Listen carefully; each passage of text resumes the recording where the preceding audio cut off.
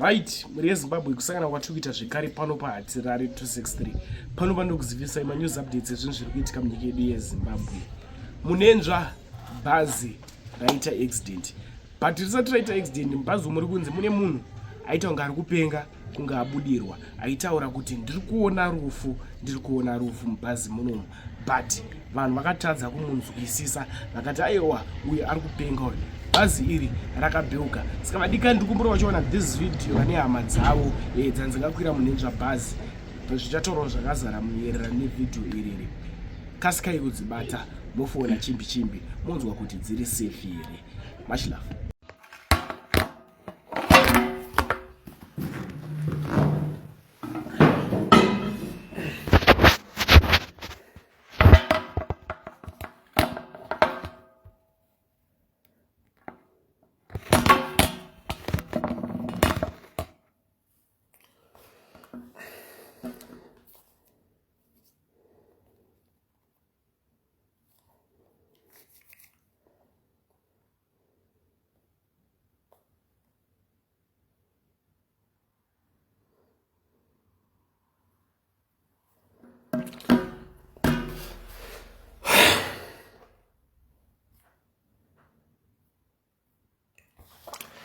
A very good evening to you all. I know we don't normally do my lives during this time of night, but this is news that we are giving to you. I'll be speaking in the next 3 minutes to the people on the ground. So please kindly share. If you have got a relative asemuka mu Cape Town in us, achenda ku Zimbabwe ari mubhazi ramunenzva, paitika accident yaitika Bloemfontein, haina nguva yakareba yaitika. So ndapiwa ma contacts evanhu vari pascene, but unfortunately vazhinji vachona vari kuchema, havasi kukwanisa kutaura. Zvabva kungoitika. Saka I'll try my level best to try my numbers andapiwa. But what you need to do now as soon as possible, if you have got a relative abva mu Cape Town achenda ku Zimbabwe ari mubhazi ramunenzva, please try to check them. So I'm going to try now. Ndapiwa ma numbers evanhu vakawanda vari pascene, but vamwe vachona vari kungochema. So kuti ndivabvunze kuti zvakamira sei, vari kuti hatizivi, vanhu vese vamwe vari pasi vakatsikirirwa, vamwe ndozvavari kutaura vachiita. So let me try, and please be patient with me as I'm going to try these numbers. Anditeka, because munogona kunzwa, but my approach is for us to help. For you, my relatives, muzive kuti ndozvaitika. Saka I'll try number. Ndapiwa 40 different numbers in all my families. So let me try this one. But kana une hama yako yauri kuziva kuti anga ichibva ku Cape Town nhasi nebhazi, kana kuti vakwira munenzva kubva mu Cape Town, yaitikira accident yaitikira mu Bloemfontein. So let me try this number, guys.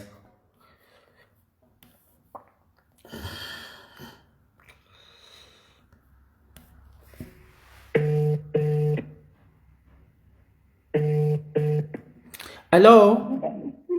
Hello? Mukutaura na Mr. Munetsa again. Tambotaura manje. Mati accident muri kundinzwa? Ndikukunzwa. Yes, accident yaitika nguvayi. Ndikukunzwa yaitika nguvayi. Maybe all right. No, it's okay. Maybe muri sei. How are you feeling? Like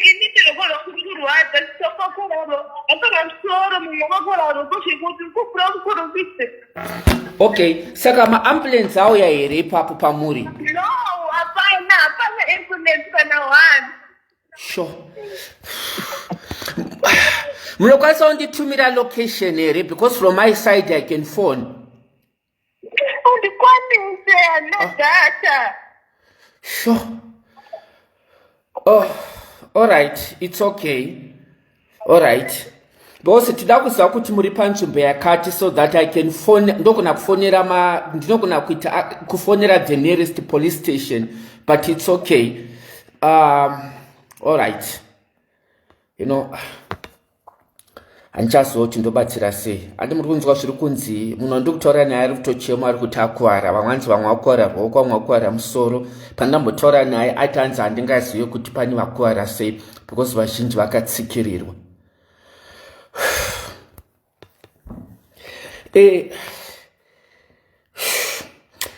Kana kune maZimbabweans ikanditry imwe number futi yandapiwa. Boss anti muri kunzwa kuti hanzi hapana kana ambulance yati yasvika. Guys, ndiri kuita live yekuti tibatsire vanhu ava kuti vobatsirwa sei. Anditi ndikublokewo. Nayona kwema kundituka futi kuti ndiri kukanganisa. Tida kuzama kuti tibatsirane anditi. That's why I'm coming on live.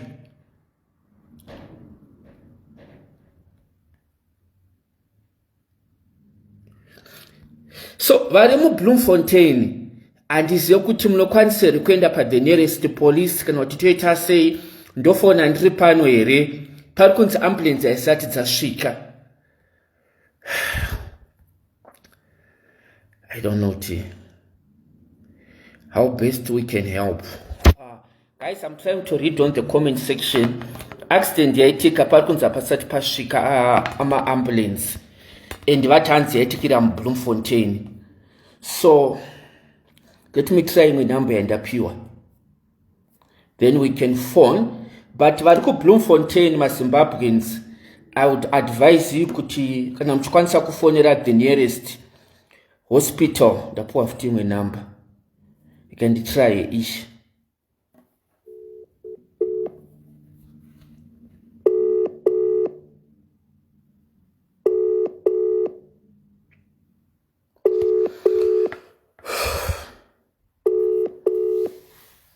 Guys, ngatibatsiranei. Manzwa munhu ndataura naye pakutanga ari kuti hanzi tiri parodi, vamwe vanhu vachirimo, but hapasati pane ambulance. Tobatsirana sevabereki. We have to help each other. Kunzwa kwamuri kuitawo message ndokwandaitwa kwandiri kuitawo, but uyu nhamba yandapiwa haisi kupinda.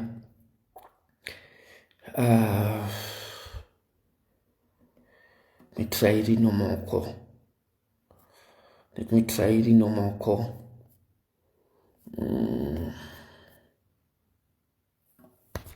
Okay.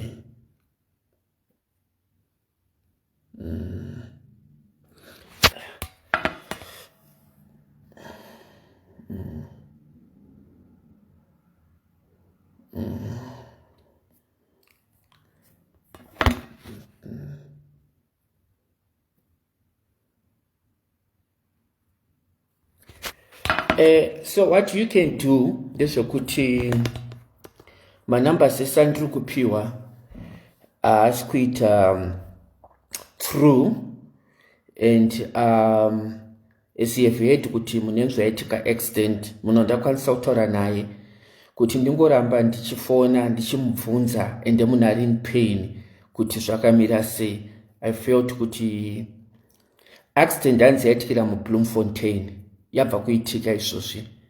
Saka kana une hama yako yabva kuCape Town ichiuya kuZimbabwe iri muna Munenzva, can you try your level best kuti mutase muvariche. I'm also trying my level best. Number dzese dzandapiwa adzisquit. Anti ndomisira data handiti. Alright, let me buy data for her. Tidakona kuti kune vamwe vanhu here because inda ndatorara ndatofonerawo nevamwe vanhu vari kuCape Town vachiti tivachekere. So I'm trying to see kuti kune mumwe azondibata here futi.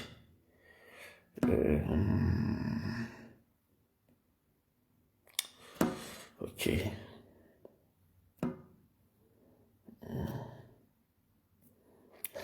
Vamwe munozamawo kufonawo izvozvi handiti. You know Bloemfontein is very Okay, let me try Bloemfontein police station. I'll phone now. Well, is to Muripanapa. Bloemfontein police station. Let me call them Subs Park Road. I hope I want to took.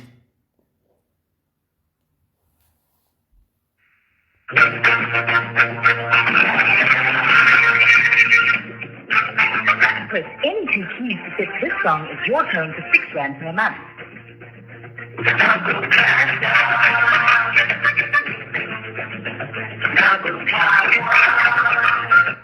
This police station is good. You can just me in.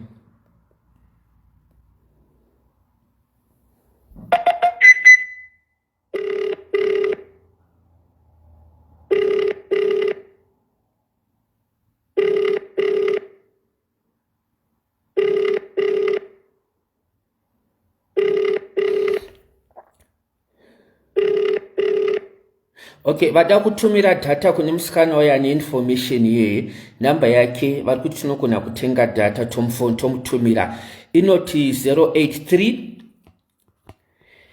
573 0240 083 573 0240 083 573 0240. Saka samaya kumfonera futi. I'm also trying kufonera the nearest police station chivaudza kuti havana kuwanere any activation. Guys, you can also try on your side where in South Africa. Just try any emergency ambulance in Bloemfontein so that we can work together. Please, zamayone kwa muri koko.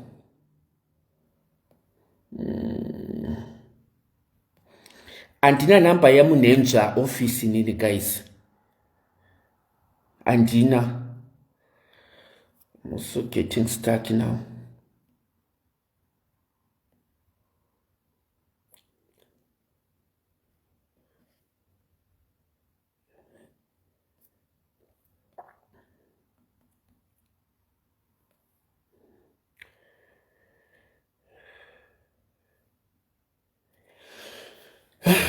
Zamai, without trying a number of gender pure.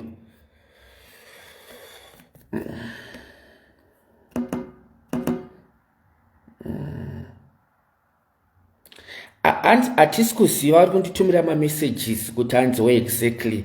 Munhu ari kukwanisa kutipa information ndiye munhu ari kurwara uyu. Hello? Yebo. Ndimajambe ndogona kupa inamba dzemunhu weDNC munhu weDNC ari muBloemfontein otaura naye. All right. Vanogona kuposta magroup edu eBloemfontein arimo and zviri faster kuti vanowana information. Okay, no, it's fine. Dokumbirawo. All right, sharp, thank you. Okay.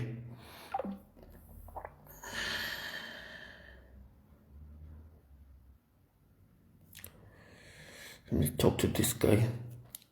Ndiye mumwe munhu andipa lead.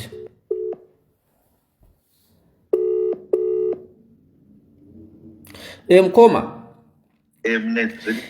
Namba yamandipa yemunhu aripo yaconductor webhazi aisikuita through. Ndibamnini vangu ndakutaura navo vakandiudza kuti nditoudza mukadzi wavo chichi vari kuti hanzi bhazi raluza control hanzi ndiye driver umwe anga achidrive saka ringonzi ati aluza control ndobva radii zvikanzi hapana vanhu vakatsikirwa so far hatisati taona munhu akafa saka ivo havana data vangaita vanozotenga data vamira mublue iri kuita kumacalls chete maybe vatodzimira foni izvozvo. Oh, okay. All right. So we should keep on trying him. Yes, iye ndiye achakupai full info. Anonzi Tafadzwa, munongoti Tafadzwa zita rake, anozokupai info yes. Okay. Ndiye hoti webhazi. All right. Saka nditsvage imwe foni yangu. Nditaipire namba ndiyakanzi baba Taylor anditi. Ndo yakanzi baba Taylor. Okay, all right. Because pane musikana wandapiwa namba yake wandataura naye ndapiwa nemarelatives anga achingochema achiti akuwara ruoko nemusoro. Alright, anditori neabout 3 madriver arimo ndounokupa futi number dzacho. Yeah, just send me number dzisidze madriver achona. Irigo, no problem. Okay, sure. Okay, so we're getting more information. The other one, this guy, okay, can you try? I will tell you kuti anzi driver lose control. Okay, battalion. Let's see. I open a friend, no one out right now. Yeah.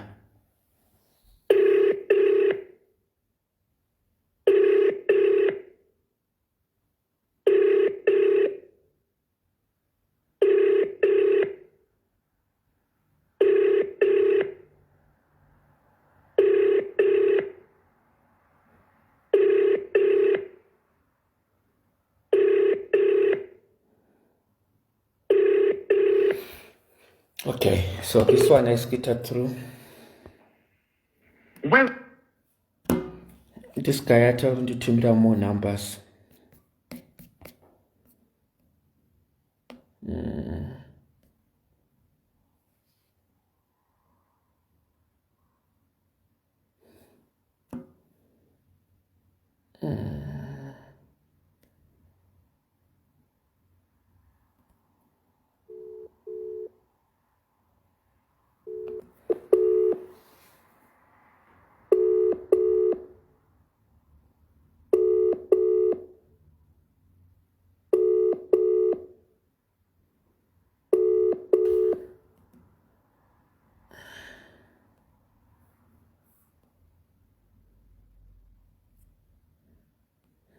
Oh, okay. Pane dzimwe namba dzandapiwa 0142. Ndombodzokera kumusikana wayo handiti ndiani namba dziri kuita chete.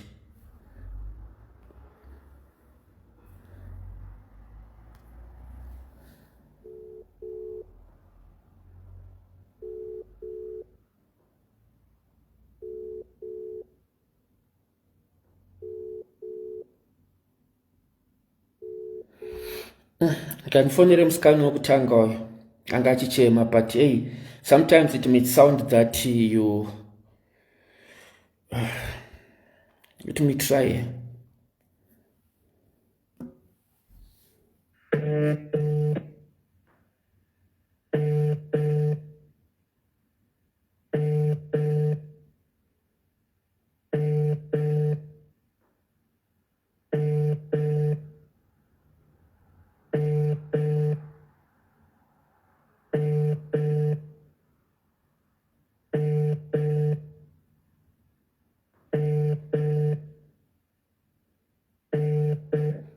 the requested number.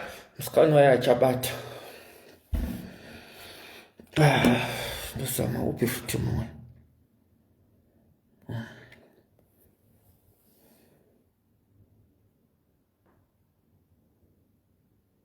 Welcome to voicemail. Akatodzima.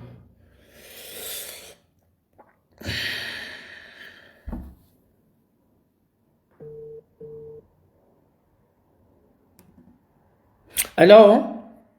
Hello. Yes, takutumira data rasvika. Alright, but ndosendera ani senda pa namba ineyi. madokunditanga nyezinderokodwa mwanosumuka zvekudaro mukumbura mutitange noda kusendera ilocation. Okay, saka maambulensi asati asvika.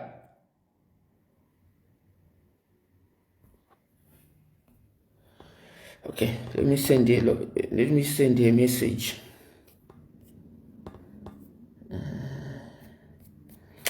Then vari muBloemfontein ndokumbira ndi muri padhuze nditi ndokumbira kuti muende panzvimbo ine. If you are in Bloemfontein, this lady is going to send me the location.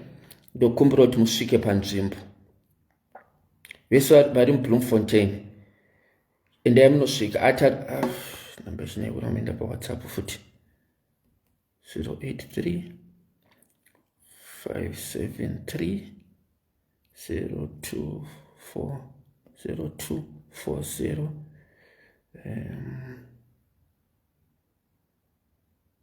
Yeah.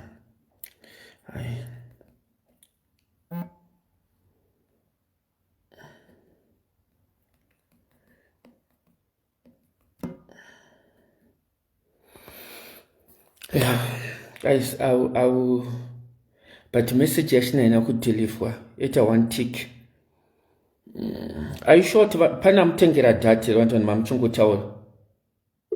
Oh, pane munhu andifonera akunditumira messages. Hanzi apiwa data. Okay, ndamutumira message, but pane mumwe munhu ari kunditextira nenyayo. You must just see kuti message communication phonation yaita siyo futi message request.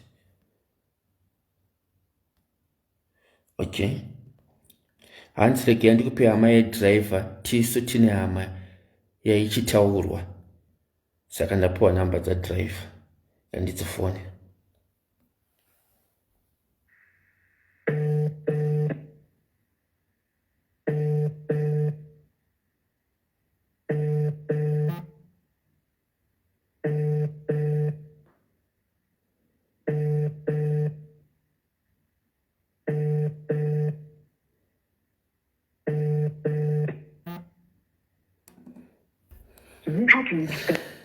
Ndapiwa namba yedriver, but driver haasi kudaira.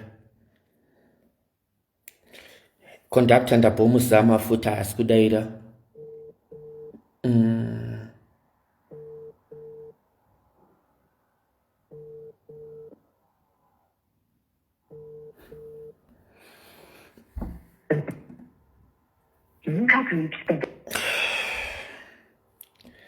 No. And 1 minute. Yes. Still, my sister is not picking up my calls.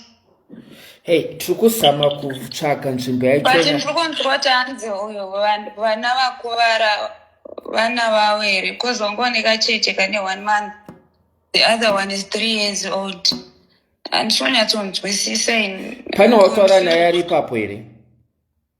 Vanhu vacho vari kutaura havasi pasina, ari kutaura vari kuCape Town. Bamukuru vangu vanodhiraivha munenja, but havana kuenda, vasara kuCape Town. Sisi wangu vakwira bhazi iroro raita accident neumwe driver. Saka bamukuru vari kuti vanhu vari sei? Bamukuru is confused. Vari kuti hanzi vanhu havasi kunyatsondiudza straight kuti chii chaitika. Havasi kutaura zviri straight vanhu vacho. Ndapiwa namba yeconductor yangu iri kunzi yadonha yarasika here, hameno ndomataurira ari kuita vanhu vacho. Okay, yeah, driver ndapiwa namba yake, haasi kubata foni. Driver ndiye handigive here. Ndangopiwa zita, ndangopiwa namba kunzifonera driver naconductor. Because zvironzi driver abuda nhasi anonzi give, saka hatisi kuzwa kuti mabhazi mangana abuda nhasi. Kana riro rakwira sister yangu zvironzi ndiro raita accident, so driver ndigive. Rega ndimbosama namba yachona futi. Okay. Marika. Guys, andichaziva vari kuti munetsi svika ikoko ndiri kuJohannesburg. From Joburg to Bloemfontein it's about 6 hours. 6 hours.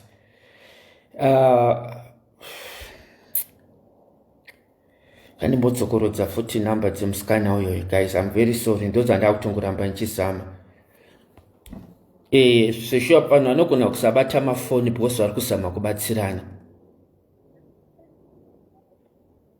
Hello? Hello? Yeah, data rasvika. Mati? Tatumira airtime pafoni pako yasvika here kuti utitumire location. Yasvika. Okay, sachinditumira location. Ingadatumira vanhu. Okay, just hold. Ndipesa futi. Tumira futi, haina kusvika kwandiri. Alright. Ati namba yako 0835740240.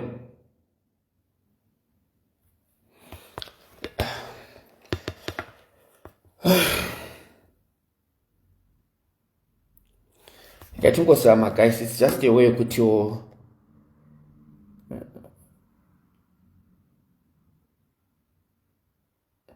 hanzi pane imwe message iri kuti hanzi so far confirmed mwana woumwe driver aimbofamba naye, driver anonzi Tonde, mwana wacho ndiye afa. Pane police nerescue so far they were very close to Bloemfontein. Someone is sending me this message now. Hanzi, let me read the message now. Hanzi, ndepi so far confirmed. Okay. Hanzi akuidaira manje. Akuidaira. So let me just make a call. Ndiyange kanzi. Alright. No, ndokufonera izvozvi. Hanzi drive uyu akwanisa kudaira phone.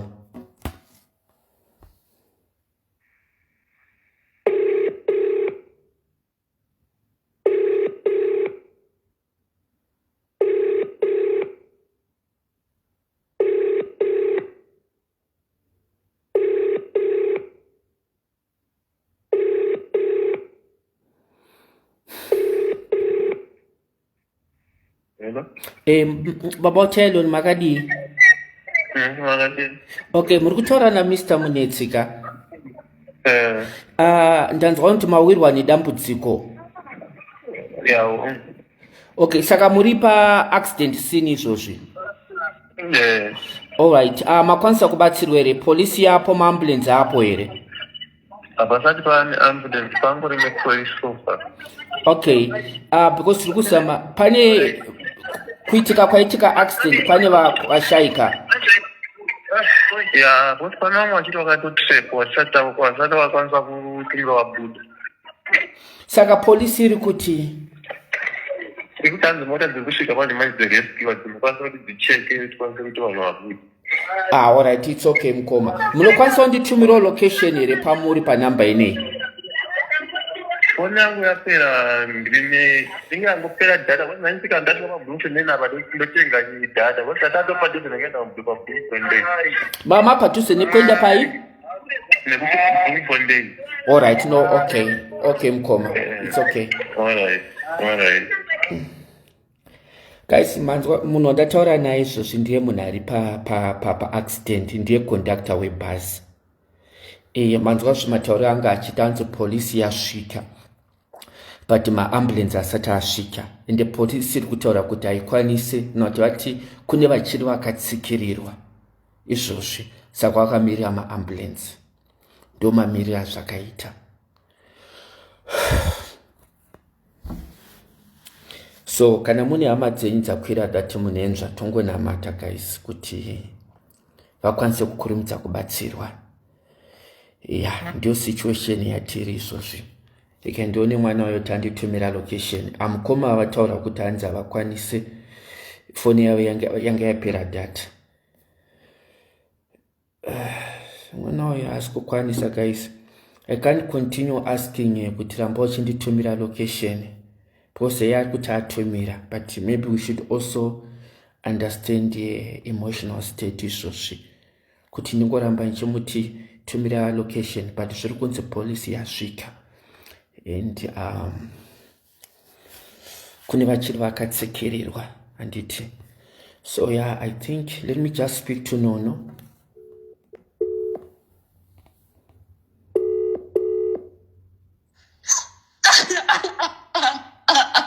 Hey Nono.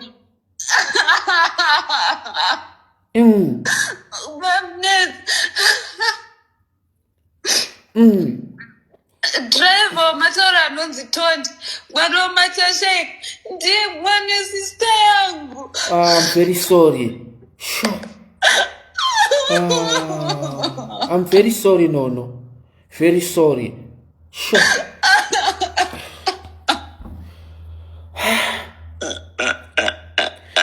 No, sorry, Nono. Sorry.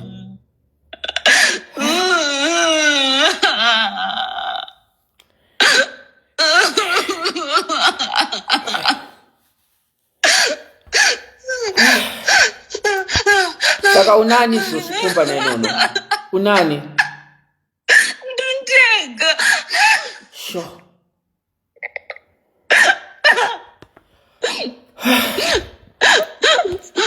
Yeah. Guys, pomba chuna nini unotosvikopa kupererwa guys.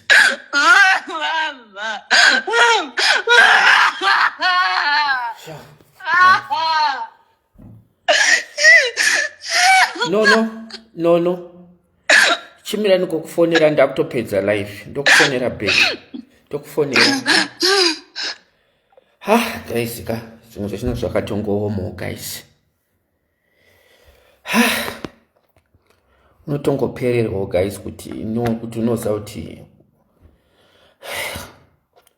ndichatozivawo nini guys. Totongopererwa. Ngati ndingandiudza pandatanga kunyora pandatanga kunyora ndichiti unconfirmed report iri kuti kwaitika accident yamunenzva. She's the first person abva andifonera akati accident yaitika nguvai because mubhazi imomo mune mwana wasisi wangu ari kuuya. She's the first person atonditumira message zvinhu zvamuri kutaura zveaccident yaitika nguvai ndobva atonditi I hope kuti mwana wesisi wangu kana kuti mwana wavo havana kusangana nazvo.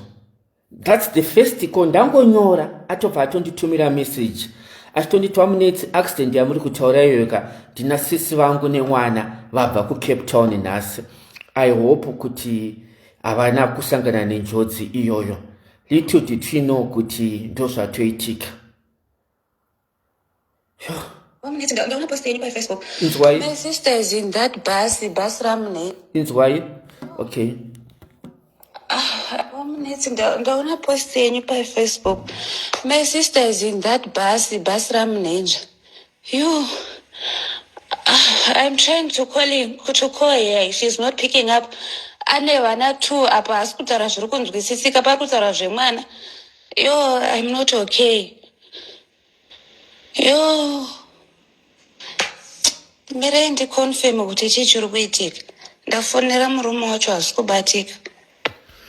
Yeah, that was the first. Pandangonyora post guys, nono abva angoresponda kwandiri ndobva ataura kutoti, and at that time she didn't know kuti ndozvaitika guys. So I won't be able guys now handichakwanisa kuti ndikuramba ndichifonera musikana wokutanga uyu. Pamwe pachona you must also be human guys. Handichakwanisa kuramba ndichimufonera ndichimuti zvafamba sei because hanzi mapurisa panzvimbo and so on. Ndokumbirwa guys ndakushoyo namba yaNono. Kune vanhu vakasiyana guys. Mwana wayo ari ega Nono anogara kuJoburg. Ndokumbirwa kuti vanokwanisa kungomufonero vachimunyaradza. Namba yaNono inoti 072 720 9855. Chatiwo chikumbiro to the community yemaZimbabweans kuti inini ndinokwanchazondomuona mangwana handitika. And then ndina mukoma vandataura navo futi vari kuCape Town ndovandipa contact yavo vanopinda kuPhD vanonzi Madzivire, mukoma Osi Madzivire ndovakwanisa kundipa nhamba dzevanhu ndataura nadzo. So I also want to take this opportunity kutenda mukoma Osi from the PhD ministry and your leadership nekutipo information yatinayo iyi. Vanonzi mukoma Osi Madzivire vari kuCape Town ndovazotipa information yatataura nadriver webhazi achitaura kuti paitika sofa hanzi pane mwana ashaika but hanzi havasiye kuti kune vanhu vakatsikirirwa izvozvo nebhazi. Saka vanhu vavo they cannot confirm kuti vachiri vapenyu or zvakamira sei nekuti vakatomirira vemaambulance maybe nevefire ndo vanokwanisa kuvatora pavakatsikirirwa ipapo. So this is the current situation. Saka mukoma Osi Madzivire vari kuCape Town, thank you very much mukoma neinformation yamatipa izvozvi yabatsirawo. Hama neshamwari dziri kuZimbabwe, kana mune hama yenyu yabva nebhazi rekwamunenzva kubva kuCape Town achiuya kuZimbabwe, vakwira bhazi ramunenzva nhasi, bhazi accident yaitika, bhazi raakutosvika muBloemfontein. Handiti pari zvino confirmed mwana wana ashaika, but vari kuti kune vamwe vanhu vakatsikirirwa and havazivi kuti vanhu vakatsikirirwa condition yavo yakamira sei because vakamirira maparamedics. but ambulance yasvika pari zvino. Sorry, mapurisa asvika ndo ari panzvimbo handiti. So ndanchiri kukupewo number ya Nono. You can just call her, you can offer her a prayer, and you can just give her support. Ari muJohannesburg munogona kusondomuvhakachirawo angoti ariye ega guys. Sisi vake vari ukuku. Inguva yakaoma guys yekuti we have to be there for each other, we have to support each other and so on. So let me repeat again, number ya Nono ari muJohannesburg. You can even send a voice note guys. You can even send a message of encouragement. I don't think she does. How is she going to handle the situation now? So number I note is 072-720-9855. Let me repeat the number again. 072-720-9855. So vanokwanisa kufonera Nono guys, ndokumbira kuti mumufonere mungompo support. Vachazondomuona vandomuona. I will definitely go and see her tomorrow morning. Saka ya ndio patikamirira pano guys. So I'm now leaving this. Kendoni number iri kupinda. Hello? Yebo? Yes. ndakutendera message kumessenja muchikuru wangu ndiye vamamutida kutaura naye kuti asende location yakuvara rwoko netivamwe vati kwake vakuvara musoro namai vati vakuvara rwoko akati emergency service yasvika manje. Oh, maambulance asvika manje. Asvika. Okay, mama, ndida kukutendai matobatsira neinformation yamatipa mauya kuinbox kwangu. Sita munetwani, ndida kukutendai yangu. Ndetwa ndakati Mainyama kana kuti Madeline Majonga. Madeline Majonga kana kuti Mayani? Mainyama. Mama, maita basa sisi Madeline Majonga neinformation yamatipa. I think zvakubatsiro vanhu vane relatives awo kuti vachitango kusvika vachabva kuCape Town, vachabva kuJohannesburg, vachaita sei, but information yamapa yabatsira. And let's keep in touch. Mozondiudza kuti musikana asei condition yake, mozongotitumira message. Kaiwa ndinotenda ndatenga ndatopererwa wambobvi yangu afona achichema ndoita sei hanzi ati ndikataura ndichimira ndikange ndabata mukoma munyika inovanokwanisa kutibatsira ndotoendawo mukoma nerubatsiro. No, definitely mangwana I will definitely try to go to Bloemfontein to assess the situation, tona kuti vakuwara vakamira sei, and I will also be working together with the bus company. I'm also going to convey the message to the consulate this morning makuseni, and then we'll see how best we can help vari muchipatara vachona.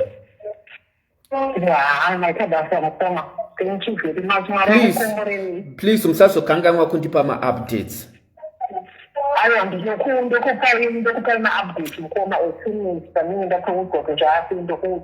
All right, okay, thank you. Okay, thank you. Yeah, vari kubvunza number ya Nono. Sorry, ndaita mistake. It's a South African number, so it's inotanga na +27. So let me repeat again, number ya Nono. It's +27 72 720 9855. +27 72 720 9855. Saka ndo patichamirira vabereki at least mazuva zvichiitika, and we'll give you more information kuti zvichafamba sei and so on. But chandingokumbira ndechekuti tisati tarara, let's pray for my families aya guys. Let's pray for them, and vasati vachapinda midnight prayers vari vanoita zvemaWhatsApp group nevamwe vamuinawo mashamwari enyu. Let's pray for our brothers, let's pray for our sisters vachiri vakuwara nevari vakuwara. Yeah, and yeah, we'll be giving you all the updates. But now I'm now asking my families SR Cape Town, you can call Munenja vane passenger list. There are certain things yokuti nani kwanisa kusoti kuna Munenja tipewo passenger list, and then I'm helping on your humanitarian support as a community leader. but chatinongokumbira ndechekuti please kindly engage munenzva. Haidi kuti vane nhamba dzavo munogona kudziona paFacebook kana muchitokwanisa isingo yekuti unotomborara izvozvi kana kuita sei. Even if you felt kuti hama yako iri kuti